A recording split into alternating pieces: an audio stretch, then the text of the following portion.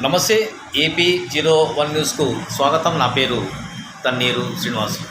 మరి మీరు చూస్తున్నటువంటిది అనంతపురం జిల్లా గుత్తి పట్టణంలోని గుత్తి ఆర్ఎస్కు వెళ్ళే మార్గంలో ఉన్నటువంటి అంటే చంద్రప్రియ నగర్కు రోడ్డు కానుకొని ఏర్పాటు చేసినటువంటి స్పాట్ డెలివరీ ట్యాంక్.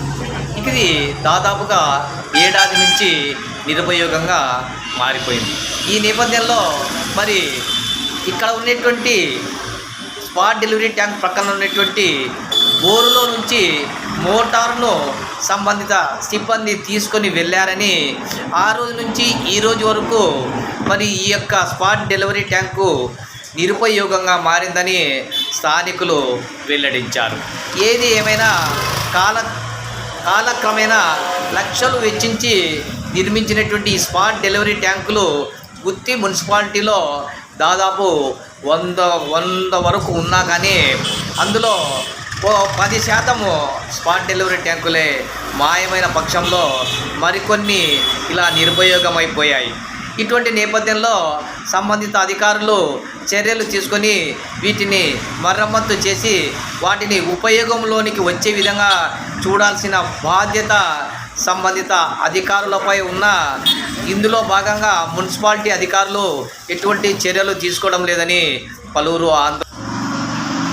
అదేవిధంగా గుత్తి మున్సిపాలిటీలోని బీసీ కాలనీలో మరి వెనుక వైపు ఏర్పాటు చేసిన స్పాట్ డెలివరీ ట్యాంకు గత 4 నెలల నుంచి పని చేయడం లేదని, మరి ఇందుకు సంబంధించి బోరు నుంచి స్పాట్ డెలివరీ ట్యాంకులు సరఫరా అవుతున్నటువంటి పైప్ లైన్లు లీకేజ్ కావడం, కొన్ని చోట్ల పైప్ లైన్లు లేకపోవడం వల్ల నీటి సరఫరా ఆగిపోయిందని, ఇందుకు సంబంధించి పలుసార్లు కూడా సంబంధిత సిబ్బందికి విన్నవించినా కానీ ప్రయోజనము లేకుండా పోయిందని, ఈ విషయంలో కౌన్సిలరు అయినా పట్టించుకోవాలని, లేని పక్షంలో తెలుగుదేశం పార్టీ నాయకులైనా మరి స్థానిక ప్రజల యొక్క సమస్యల్ని దృష్టిలో పెట్టుకొని నీటి సరఫరా స్పాట్ డెలివరీ నుంచి అయ్యేటట్లా చూడాలని స్థానిక ప్రజానీకం డిమాండ్ చేస్తున్నారు.